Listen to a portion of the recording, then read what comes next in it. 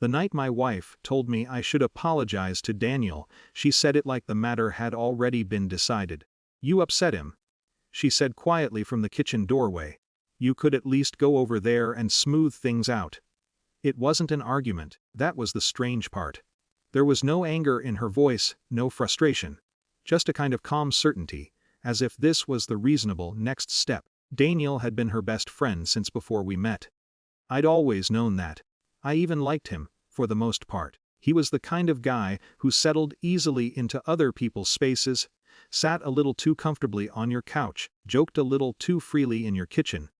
Most of the time, I ignored it. The problem started the previous weekend when he came over for dinner with his wife. At some point during the evening, Daniel made a comment about how my wife and he had already talked through a decision about something in our life, something small, but still ours. He said it casually, like it was normal. I remember saying, calmly, "That's actually something my wife and I decide together." The room went quiet for a second. Not dramatic, just a pause. Daniel laughed it off. My wife changed the subject. The night continued. Later though, she told me I'd embarrassed him. "You didn't have to make it awkward," she said. "I didn't," I replied. "I just corrected him." She shook her head like I'd missed the point. By the next day the story had shifted. Apparently Daniel felt I'd been aggressive. Apparently I'd made things uncomfortable for everyone. Apparently the decent thing to do was apologize. I noticed something in the way she said it. Not "we should clear this up," but "you should apologize." Over the next few days, the small details began stacking in my mind. Texts between them that weren't secret but also weren't explained. Casual mentions of conversations they'd had about things in our life. Little moments where she defended him automatically before I'd even finished speaking. None of it was explosive. Just steady, like the quiet redirection of a river. So when she asked again if I'd go apologize, I said yes. She looked surprised. "Really?" "Sure," I said. The drive to Daniel's house took 15 minutes. I remember thinking about how long their friendship had existed compared to our marriage. People always say those kinds of bonds are harmless. But sometimes they grow roots deeper than you realize. Daniel opened the door with a grin that didn't quite hide his satisfaction. "Hey man," he said. "Come in." His wife Rachel was in the living room with a glass of wine. She looked genuinely pleased to see me. That part mattered.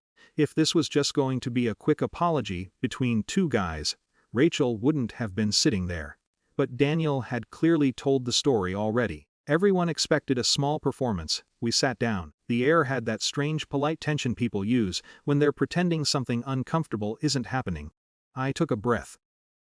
"Daniel," I said, "I came over to apologize." His shoulders relaxed immediately. "Hey man, it's fine." "No," I said gently. "Let me finish." Rachel watched quietly. "I'm sorry things got uncomfortable the other night. That wasn't my intention." Daniel nodded, leaning back like a man who had just been proven right, but I kept talking. "What bothered me wasn't really the comment you made. It was the way it sounded like decisions about my marriage were already being discussed somewhere else." Daniel's smile tightened. "It was just a joke," he said. "Maybe," I replied, "but it didn't feel like one." The room shifted a little. Rachel glanced between us. Daniel waved a hand. "Come on man. We talk sometimes, that's normal." I nodded slowly. "I know you talk. My wife told me you two had already discussed that situation before I even knew it existed." Rachel blinked. "What situation?" she asked. Daniel shifted in his chair. "It's nothing," he said quickly. But I wasn't looking at him anymore. I looked at Rachel. "I came here because my wife believed I owed Daniel an apology," I said calmly. But the more I thought about it, the more I realized something might look strange from the outside. Daniel sat forward.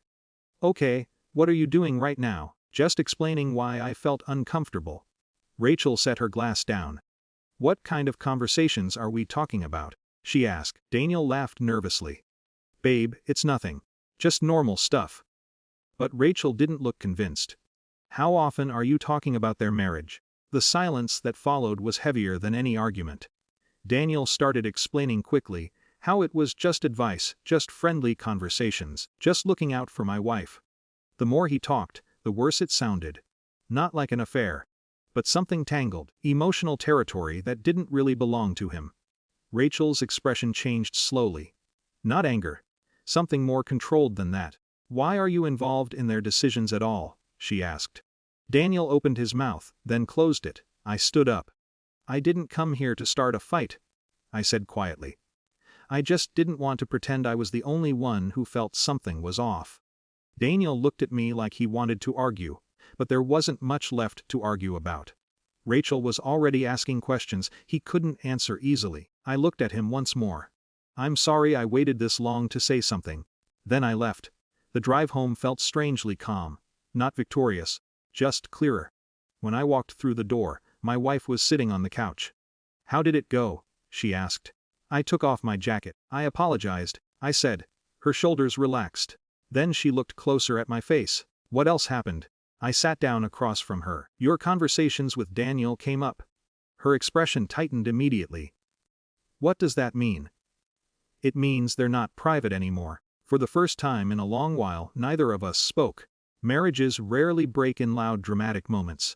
More often, they drift quietly toward other loyalties. Sometimes the only real choice left is deciding when to stop pretending you don't see it.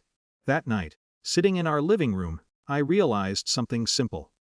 For the first time in months, I wasn't the one being quietly moved out of the center of my own life.